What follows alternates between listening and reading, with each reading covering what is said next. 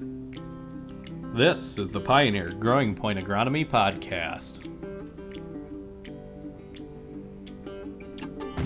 Welcome to the podcast that talks everything agronomy and only agronomy, tackling current agronomy topics, management strategies, and covering topics generated from our listeners. On this episode, we will discuss current crop conditions and observations in the upcoming Pro Farmer Crop Tour.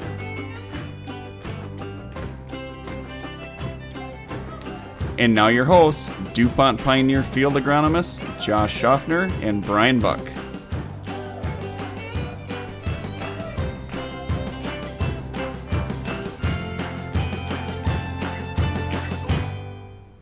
Well, Josh, we've been on the road the last couple weeks, getting to see a lot of corn and also interact with quite a few different farmers through the area.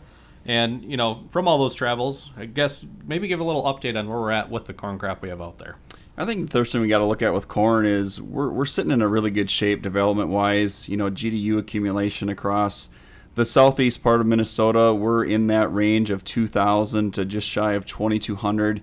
We're trending 50 to 150 ahead of normal, and with early planting dates, we're sitting really good. We go up north. We spent some time up in that Alexandria area last week. Up there, they're in that 1,800 to 1,850, running 75 to 200 ahead as well. But just sitting in a great place crop development-wise, a lot of dented corn already. And when you think of where we're at, we just don't have that much further to go. Yeah, and you talk about GDUs, and there's two pieces of it, right? When we talk about being 50 to 150 ahead, it's good to be ahead based on the current calendar date, but it's also important. We planted really early this year, and those numbers when we ran them were based on an April 20th planting date. So you combine the two together, and this crop's moving along really quick. So, looking at current conditions out there in general, as we cross the area, Josh, I think a couple things, walking some fields, we see a little unevenness yet, I think, from the frost earlier this spring. Yeah, if you just give it a general crop condition, I'd say it's very good and in some cases excellent. But again, looks can be a little deceiving. You get out there, and certainly we're still seeing impacts from that frost. We see some uneven hear heights, some variation ear to ear just from the corn not all recovering at an even pace from the frost. The other thing we're seeing, Brian, getting a lot of questions about is there is some tip back out there across the geography. Yeah, and a lot of that came in right around that pollination period. It looked like maybe some pollinated, then immediately aborted the kernels. But, I'm not as concerned about the really hot temps we had at pollination as much as the really high low temps we had. We had some nights that barely got below 80 and some that I'm not sure if they did. So we really pushed that crop through pollination quick, and I think it did hurt us a little bit overall. Yeah, and I think the important thing, if you're seeing some tip back, again, I totally agree. I think a big piece of the issue we're seeing is just not getting enough relief from some of those high temperatures we had. We had just such high dew points, so some of the lows some nights were maybe barely dipping below 80 degrees, and that can put stress on corn. But, Brian, there's other things that can lead to that. I think it's important to really go back and look, hey, do I got any nitrogen deficiencies showing up? Any other nutrients that might be leading to that? And also got to look at some solar radiation. We've had a lot of rain, some cloudy days. Got to take a look at some of those factors as well. But in a lot of cases, I think the high heat at night certainly is the culprit. Yeah, but that is a great call out. That's the primary culprit, but there is nitrogen issues and also I think some potassium issues out there that's compounding the issue itself. I think to wrap up corn a little bit, Brian, we're doing a lot of work with adult corn rootworm beetle monitoring right now. A lot of, we're monitoring hundreds of locations, our team is right now. I think it's good to maybe just review kind of what we're seeing, some of the preliminary reports, what we're seeing for corn rootworm pressure across the area. Yeah, so historically, we have monitored beetles the last couple of years. The effort we have this year is huge across the area. And, there's two different types of corn rootworm beetles. There's western corn rootworm and there's northern corn rootworm. So one thing we do is we try to manage or, look at the species themselves. So far, pressure's been, I'd say, fairly low, nothing too significant, but in isolated fields and across the area, there's still some really hot pockets within fields themselves. So managing field to field is really important, and you never really know unless you're out in your individual field what your pressure is going to be next year come planting time if you're not out there right now. Yeah, and my final call out there is really just keep an eye on that. Again, you can be out there scouting by doing visual observations as well. The big thing is just thinking about where you might do corn next year, where you're going to put traits, not have traits, insecticide. Just really important to have a good gauge of what we're going to need for next year, because now is really the only time you can make a decision of what the true pressure might be like next year. So let's shift gears to soybeans, Brian. Obviously, the beans are looking pretty nice, but again, there are a few challenges out there, even though conditions have been pretty good. Yeah, so I'd say compared to last year so far, we've had less challenges overall with some of the disease up to this point on the calendar. Last year we had really tall, really big beans, and we got white mold fairly early. Quite a bit of brown sembrot and a lot of SDS last year. Looking at this year, the only thing I've seen a lot of this year is sudden death syndrome on a more of a macro scale out in the area.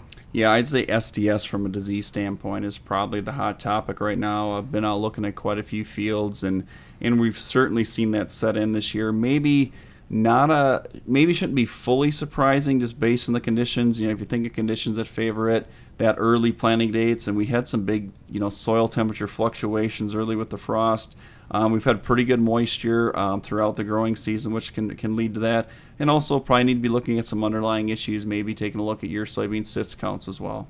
Yeah, so SDS, the infection itself takes place through the root. So areas that do have higher cyst pressure generally tend to have a bigger impact from SDS. So look in high cyst fields, compacted areas, and also really wet areas of fields, you'll tend to see it the most. So, yeah. Josh, looking at soybean aphids, it's something we talk about every year, and I think some get sprayed no matter what every year, but some years we spray everything, and some years it's just some fields. So where are we at this year? Yeah, I think my base observation on aphids is pressure has been there is pressure out there. It seemed like it's coming on the back side of the scouting window. We've seen some aphid populations jump up here the last couple of weeks. I think we're going to continue to have to monitor them probably for at least another 7 to 10 days and keep an eye on them. So just be out there looking for aphids. We're not seeing mass widespread huge numbers across southeast Minnesota, but still something we're going to want to take a close look at. Other thing, Brian, just from making travels and looking at fields is, man, the water hemp is really starting to poke through the canopy. Yeah, so you think about water hemp itself, it's a really tough plant. It can produce a ton of seeds, and there's always a lot there that are viable in a field that's had it in the past. So it germinates all season long, and as the season goes, you think you have good control, and then all of a sudden, this time of year, you start to see those plants poking up through your bean field. That's a field you need to call out and really think about next year to make sure you control it well, because those individual plants, they might drop a couple 100,000 seeds, and you take those couple 100,000 seeds, spread them out with the field cultivator going into corn. Make sure you have a good plan in place for the following year if you have had some escapes this year. Yeah, and obviously be looking at, there's new traits coming to help us manage that with Roundup Ready to Extend. A lot of questions about that, so certainly be looking at, hey, could this be a fit for my herbicide program moving forward with some new technology that's being improved. Just one thing to follow up on SDS too, Brian, a lot of questions about, hey, I have SDS, what should I do for next year? The big things are look at your variety selection. And the other thing is, at Pioneer, through our Pioneer premium seed treatment offer, we do offer Ilevo, which is a really strong seed treatment fungicide to help SDS. Again, since foliar fungicides don't play a big role, seed treatment fungicides can be very effective, but just a couple ways to look at managing SDS for the future. Yeah. And from a product standpoint, that seed treatment really does work well on SDS. Yeah, I've seen some great aerial images of those seed treatments and just how effective they truly are on SDS. It's actually pretty amazing, Brian, when you think about a seed treatment.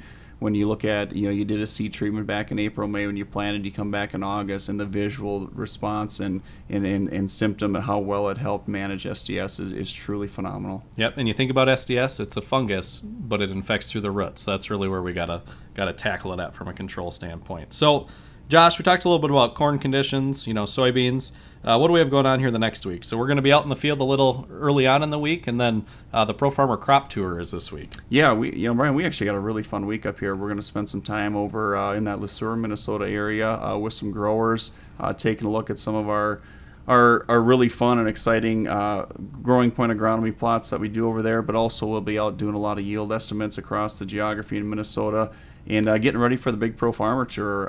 So certainly, I think the big call out there is be looking for us on Twitter. We'll be tweeting a lot of updates, a lot of yield estimates across the geography, and certainly be tuning in on Thursday when the Pro Farmer Tour rolls into Rochester, Minnesota. We'll be down there at that event. We play a big role there, and we'll have a lot of tweeting and video stuff coming out that day, really taking a look at how crop conditions look in southeast and south central, and even central Minnesota. So really exciting week coming up, Brian. Yep. And you can find our podcasts. They either come out via email. The best way is just follow us on Twitter. You can click on the link as they come out.